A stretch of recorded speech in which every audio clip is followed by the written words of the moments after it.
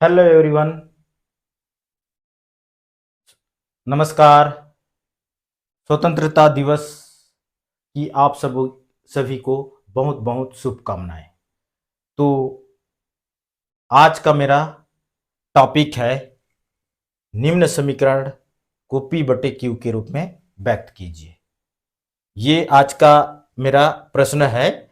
इस प्रश्न को हमको ये जो क्वेश्चन दिया हुआ है, जैसे 0.70 अंडरलाइन, ठीक है। इस क्वेश्चन को हमको किस रूप में लिखना है? P बटे Q के रूप में लिखना है, ठीक है।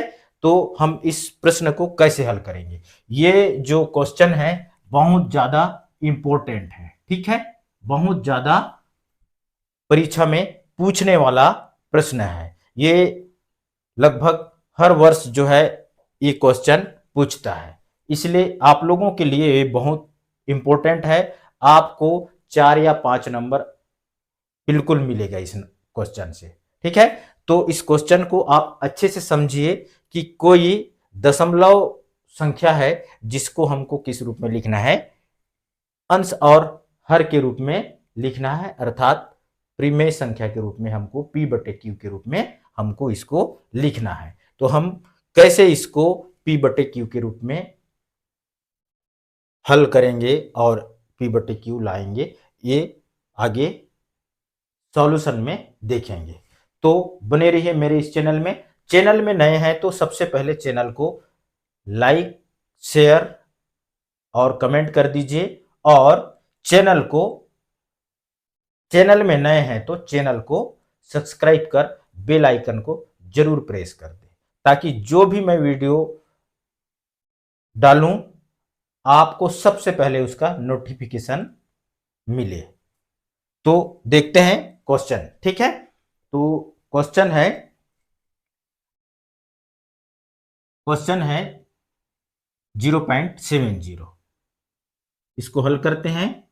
देखो, ये जो है 0.70 है, हमको किस रूप में लिखना है? P बटे Q के रूप में व्यक्त करना है। इसलिए हम मान लेते हैं, माना क्या, x बराबर 0.70 अंडरलाइन P बटे Q। इसको हम पूरे को क्या माने? x बराबर 0.70 अंडरलाइन बराबर P बटे Q हम इसको माने, ठीक है। यहां तक आप बिल्कुल समझ कहीं पर भी अगर आपको इस प्रश्न को समझने में परेशानी हो तो कमेंट जरूर करना, ठीक है। तो हम क्या माने हैं? ये पूरे क्वेश्चन को क्या माने हैं? हम माने हैं x बराबर 0.70 अंडरलाइन। अंडरलाइन का मतलब क्या होता है ये आगे आपको बताऊंगा, ठीक है। तो बराबर इसको पूरे को हम क्या माने हैं? P बटे Q, यानी कि हमको किस रूप में लाना है? P बटे Q के रूप में व्यक्त करना है। इसलिए आगे देखते हैं। देखो, x बराबर क्या है जी? x बराबर हम माने हैं 0.70। 0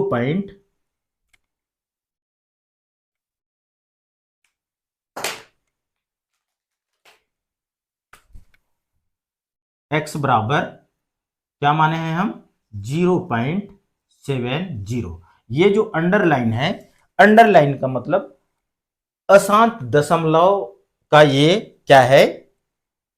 अशांत दशमलव है। कहने का मतलब कोई संख्या को यदि हम भाग देते हैं, दशमलव के 2 अंक के बाद भी उसमें अगर शेषफल बचता है, अर्थात वो कंटिन्यू भाग जा रहा है, और दशमलव के बाद दशमलव के कई अंक आने के बाद भी वो पूरा पूरा भाग नहीं जाता है, शेषफल बार बार बचता है, तो ऐसी संख्या को हम क्या कहते हैं?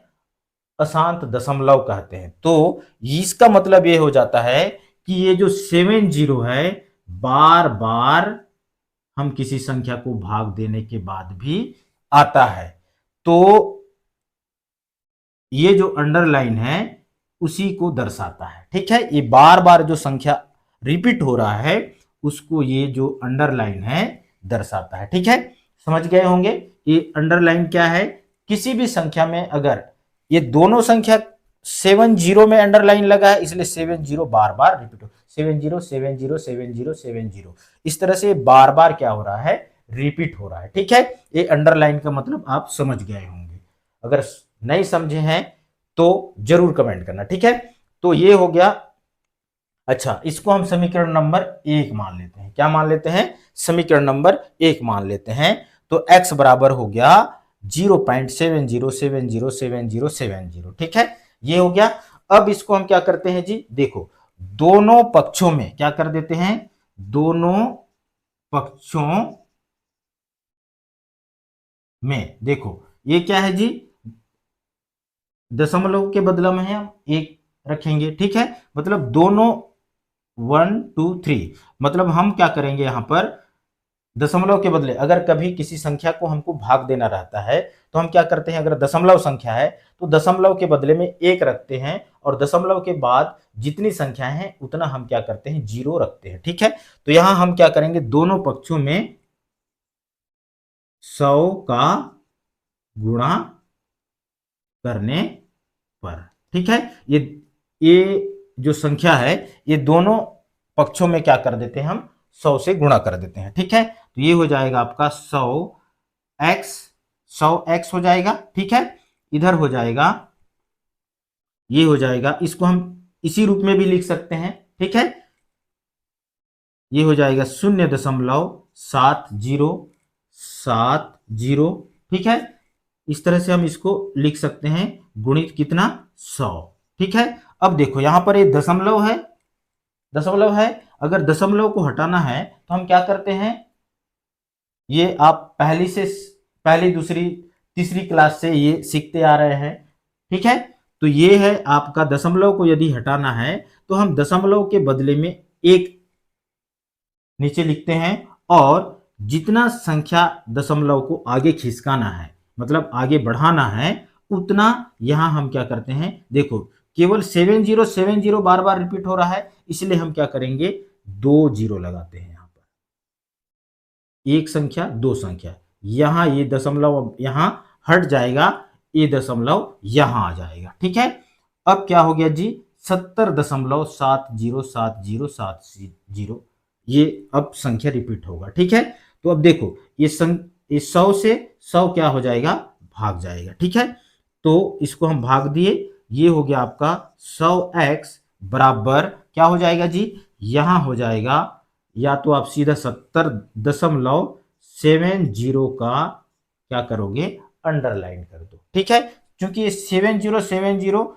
वो बार बार अनंत तक आते रहेगा, क्योंकि वो पूरा पूरा भाग नहीं जाने वाला संख्या है। ठीक है, इसलिए ये 70 क्या हो गया, इसका अंडरलाइन हो गया। ओके, ये इसको हम समीकरण नंबर 2 दे देते हैं। इसको क्या मान लेते हैं, हम समीकरण नंबर 2 मान लेते हैं। ठीक है, ये हो गया आपका समीकरण नंबर 2। अब देखते हैं ये समीकरण 1 और समीकरण 2। समीकरण 1 और 2 को क्या कर देते हैं जी, हम लोग घटा देते हैं। ठीक है, समीकरण 1 और 2 को क्या कर देते हैं, घटा देते हैं। समीकरण 2 में 1 को क्या करने पर, घटाने पर। ठीक है, समीकरण 2 में 1 को हम क्या कर देते हैं, घटा देते हैं। ठीक है, समीकरण 2 क्या है, 100x बराबर है मतलब 70.70 का अंडरलाइन। ठीक है, और समीकरण नंबर 1 क्या है, x बराबर है, ये जो यहां पर इस बात को ध्यान रखना है कि ये जो दशमलव है दोनों का सेंटर होना चाहिए। ठीक है, अगर ये पूर्ण संख्या होता तो ये 70 यहां लिखते। ठीक है, तो दशमलव क्या है यहाँ, 0.70, ये 70 जो दशमलव के बाद जो संख्या होगी, वो दशमलव के जो संख्या होगी दशमलव के बाद की, उसी संख्या के साथ ये क्या होगा, घटेगा। ठीक है, तो ये दोनों संख्याएं हैं, अब इसको क्या करना है, हमको घटाना है, तो यहां क्या लगेगा, ऋण चिन्ह लगेगा। ठीक है, ये ऋण चिन्ह लगा दिए। अब देखो ये 70 में शून्य घटाएंगे तो 70 ही आएगा। ठीक है, दशमलव के बाद जो संख्या 7070 है, ये क्या हो जाएगा, इसका मान आएगा 0। ठीक है, ये 0 0 आ गया। ठीक है, इधर क्या बचेगा जी, x के सामने कुछ नहीं मतलब 1 है, इसलिए क्या हो जाएगा 100 में 1 घटाएंगे तो 99 आएगा और x का x। ठीक है, अर्थात क्या हो गया जी 99x इक्वल टू क्या आया 70 आ गया। ठीक है, इसको हम 70 लिखेंगे। ओके, तो ये हो गया 99x इक्वल टू 70। ठीक है, अब क्या करेंगे जी, ये 99x के साथ क्या कर रहा है, गुणा कर रहा है। ठीक है, ये इसको अगर हम इधर लाएंगे तो क्या करेगा, भाग करेगा, इसलिए यहां x बच गया, इसको हम इधर लाए तो क्या हो गया जी 79। ठीक है, यही इस प्रश्न का क्या है, आंसर है। ठीक है, यही इस क्वेश्चन का आंसर है। देखो P बटे Q के रूप में क्या करना था, हमको व्यक्त करना था। देखिए x का मान हम माने थे P बटे Q, देखो P बटे Q का मान कितना आया 70, या हम इसको ये भी लिख सकते हैं बराबर P बटे Q। ठीक है, तो यही इसका आंसर है। वीडियो